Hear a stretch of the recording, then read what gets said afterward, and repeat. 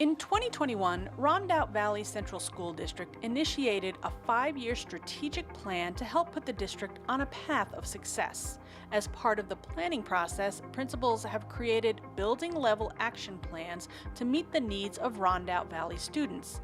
At the elementary level, one goal includes improving academic performance. The foundation of it is proactive planning and removing barriers. So helping students feel successful by being able to express themselves in the way that feels the most natural to them. Playing on their strengths and their interests is really our focus. Some of the things that we've been doing is we implemented Heggerty, a phonemic awareness program. It's a spoken program. The students respond orally or with clapping sounds or different types of hand movements. Understanding that words are made up of individual sounds is the foundation for reading, and the Heggerty program builds that foundation by focusing on spoken sounds. What's the middle sound? Both elementary schools have also implemented a teaching program called Handwriting Without Tears, an interactive activity to develop a child's motor and visual skills while improving handwriting. Act with a big line and two little lines. Frog jump capital act. Learning handwriting through natural movements. So teaching students movements like diagonal lines, straight lines, horizontal, and all the letters that go with that first, and then moving on to curves. So it's teaching students handwriting in a way that feels good to them, using a common language across all classrooms, and that was something that was a real gap for us. When students were getting into second and third grade, writing complete sentences and paragraphs was becoming a challenge because their handwriting was laborious, and having a universal practice designed by occupational therapists really makes a big difference. One of the things that we're looking at to do next is take those skills and move into phonics where you're using it in a written form. Years, go ahead. Improving the students' math skills is also a focus.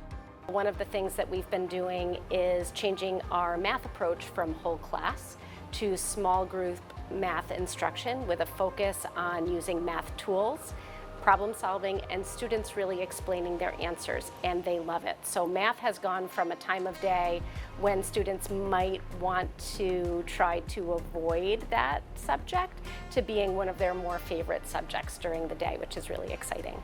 3 groups of 4 this way. If we do 4 times 3, how many groups of 3 do we have? 3.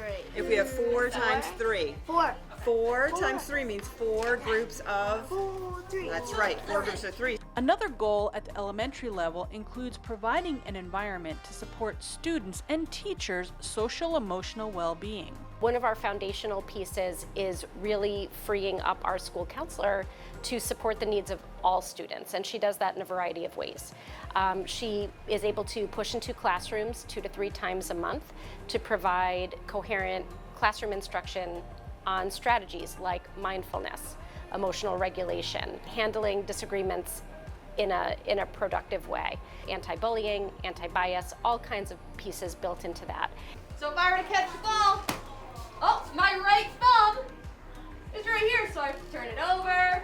Who is the most positive person you know and why? Woo.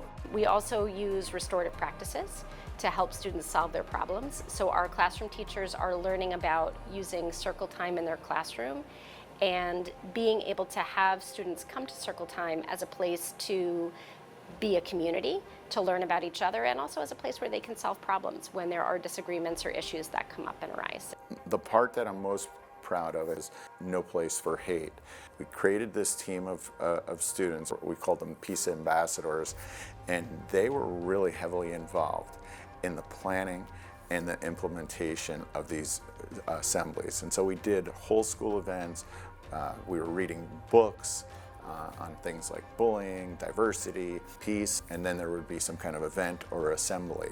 And the students were very much involved in those assemblies, in leading them and helping the younger kids within their own grade. Both schools have routine lessons on mindfulness, training for teachers and faculty on restorative practices, and working to prepare all students with foundational success skills to carry them through life. It's things like embracing diversity, helping to promote integrity, empathy, grit, self-control, self-awareness. And when students are able to develop those skills, it not only helps here in the classrooms, but it's going to help throughout life. Marbletown and Kerhonkson continually collaborate to analyze the successes and failures with all the programs and make changes as needed. A lot of care is taken to make sure that we are looking for trends in our data and trends in student performance that are easy to see and watch. With that relationship, as we bounce ideas off of each other, we come to better solutions that kind of fit to the different cultures of our schools. The district realizes that it's imperative at the elementary level to be proactive and make adjustments with practices and environment to ensure that all students in Rondout Valley can find success. When you are using students' strengths and interests in your planning, then that's reflected in their engagement in the classroom. And when kids are having fun, they're learning, they're more on task, and the results prove that.